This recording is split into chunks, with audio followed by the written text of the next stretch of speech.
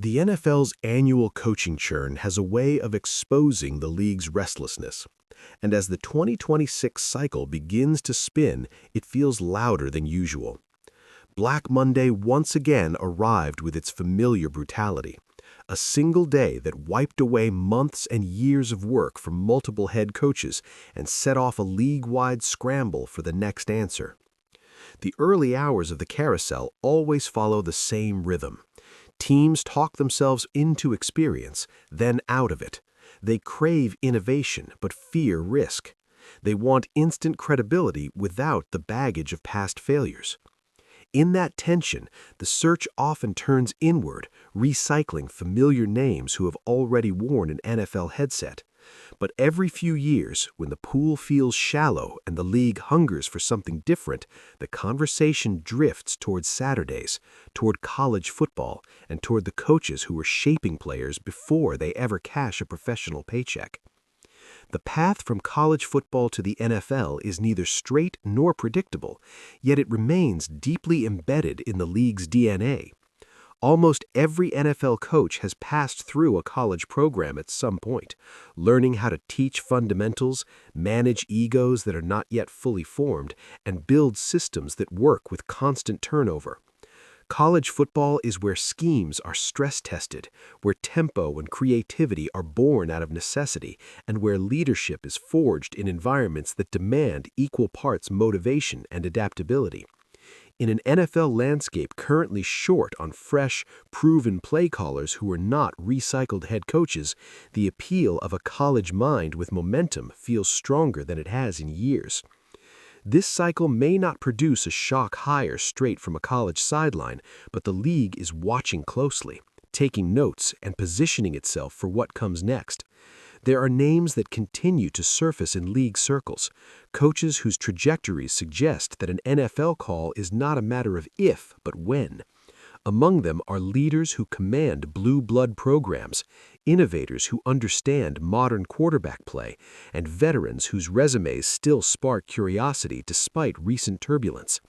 The common thread is not certainty, but intrigue, and in the NFL, intrigue has a way of becoming opportunity. Marcus Freeman stands at the center of that conversation, even as he publicly insists his focus remains exactly where it is. Notre Dame is not just another college job, it is a microscope, a legacy, and a pressure cooker all rolled into one. Freeman has navigated that reality with remarkable poise since taking over in South Bend, compiling a 43-11 record over 4 full seasons and reshaping the identity of the program with a calm, modern authority that resonates with players and recruits alike. When speculation surfaced late in December about NFL interest, Freeman moved quickly to shut it down, posting a short, pointed message that made his intentions clear, at least for now. The timing mattered. Notre Dame had just endured the sting of being left out of the college football playoff despite a 10-2 record, and the sense of unfinished business hung heavily over the program. That frustration, more than any contract or recruiting pitch, may be what keeps Freeman rooted in college football in the immediate future. Coaches who feel wronged, who believe their teams have more to prove, often double down rather than walk away. Yet the NFL rarely forgets, and Freeman checks boxes that franchises covet. He is young, authoritative without being abrasive, and deeply respected for his ability to connect with players. His defensive background aligns with the NFL's constant demand for adaptation, and his leadership style feels tailored to modern locker rooms.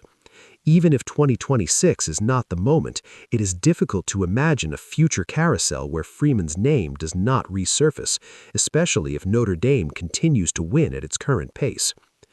If Freeman represents the composed program builder, Dan Lanning embodies the rising force of modern college football, a coach whose trajectory feels almost aggressively upward. At Oregon, Lanning has done more than win. He has sustained excellence in a sport that punishes complacency. In 4 seasons at the helm, he has guided the Ducks to 4 bowl appearances, winning 4 of those 5 games, and compiling a staggering 48-7 overall record. That level of consistency, paired with a reputation for relentless recruiting and player development, places him firmly among the most respected coaches under 40 in the country. What truly sharpens Lanning's NFL appeal is his track record with quarterbacks and talent management. Oregon's offense has not just produced wins, it has produced pros. Bo Nix and Dillon Gabriel both heard their names called on draft weekend, and the current face of the program, Dante Moore, is already being discussed as a potential number 2 overall pick. That matters in an NFL obsessed with quarterback play. Lanning has shown he can acquire elite talent, build systems that highlight strengths, and evolve as personnel changes. For NFL teams searching for a coach who understands both scheme and roster construction in an era defined by constant movement, Lanning's resume reads like a blueprint. The question with Lanning is not capability, but timing. College football has never been more lucrative or powerful for elite coaches, and Oregon offers resources, stability, and national relevance. Still, the NFL poll is unique. It represents the highest tactical level of the sport, a place where preparation is obsessive and margins are thin razor. Lanning may not be ready to make that leap immediately, but league executives are already envisioning what his intensity and organizational structure might look like on Sundays. When the moment feels right, his name could climb quickly. Then there's the veteran presence that complicates the conversation, a reminder that the NFL's curiosity does not always align with public perception. Brian Kelly's recent trajectory has been uneven, and his future in college football feels less certain than it once did.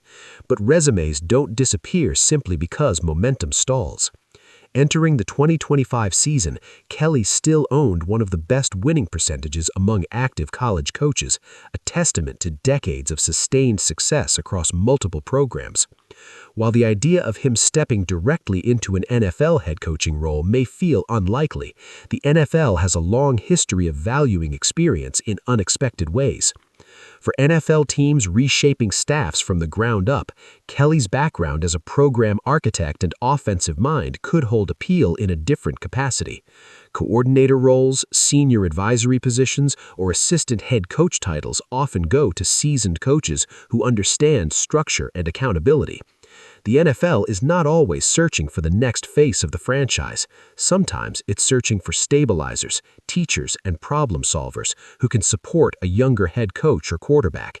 In that context, Kelly's name lingering in league conversations is less strange than it might appear on the surface. What connects these three figures is not a shared destination, but a shared relevance. The NFL is watching college football more closely than ever before, aware that innovation, leadership, and adaptability often emerge there first. As the 2026 carousel turns, the NFL may ultimately stay within its own ranks, but the presence of college coaches in these discussions reveals a deeper truth. The boundary between Saturdays and Sundays continues to blur, and the next big leap may come from someone who has already mastered the chaos of college football. When that happens, it won't feel sudden, it will feel inevitable, the result of years of quiet observation finally turning into opportunity.